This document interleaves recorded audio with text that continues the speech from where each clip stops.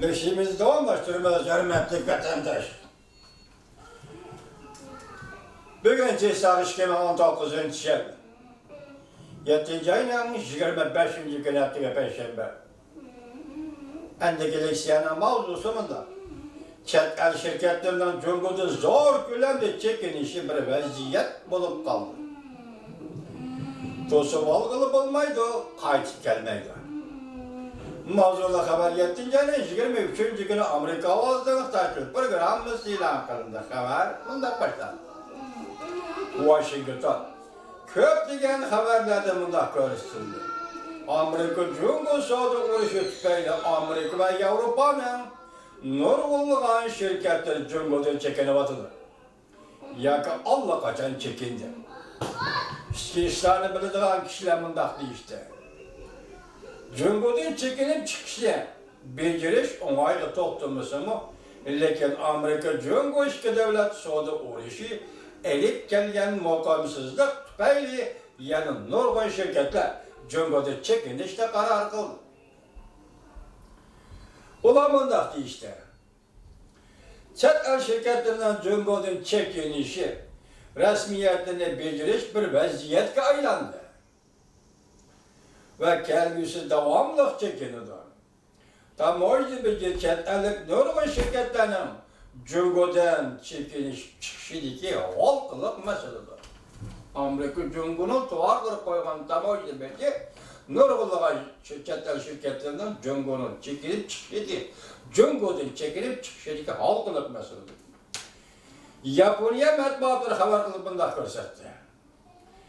Cümleden almış şirketin öz yalan 50'sin artık devlet algılan şirketler, yani tırsit şirketler, tırsit kampanyalar, hemisi şirketleri Cumhuriyeti çekindirdi kaldıkını cekadı.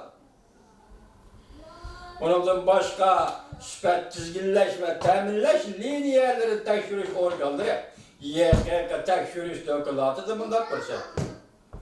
Amerika'nın 80% şirketi, Avrupa İttifakı'nın 67% şirketi Cumhuriyeti çekindi. Steve Lampard, Kiyim Keçek ve Ayak Cemiyeti İcraiye Başlığı Amerika bazığı mındak dedi. Prezident Trump hükümeti Cumhuriyeti tuvarlara koygan tamoylu nuru kullanan şirketlerinin teminleş liniyelerini Cumhuriyeti'den çekindirip çıkışı karar kılışını keltirip çıkardı. Ondan da görsen ötke 18 ay içinde biz nurgulanan şirket azalarımız teminleş liniyelerini Cumhuriyeti çekindirişke tırış çaldı. Görüştük, Prezident Trump hükümetinden tamoyunu bece koyup ve hasilep tamoyunu bece koyuşiden saklanmakçı oldu.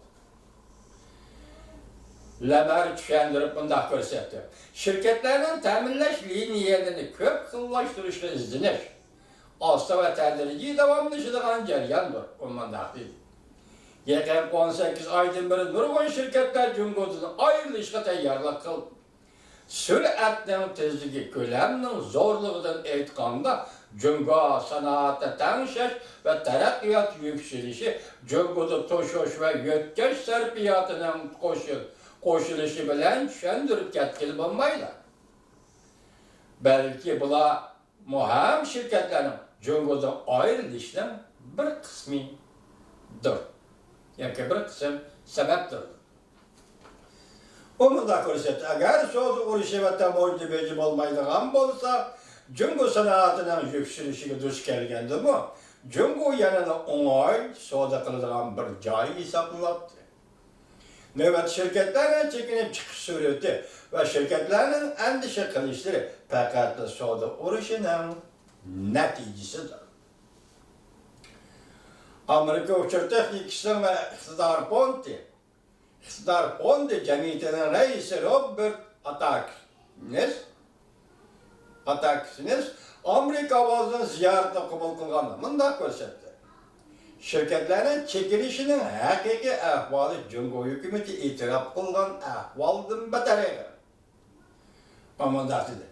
Cumhuriyetler çetel şirketlerinin Cumhuriyet'in teminleş liniyelerini çekindirişten tercihsi adli görüşüşke yeterlik sebepler var.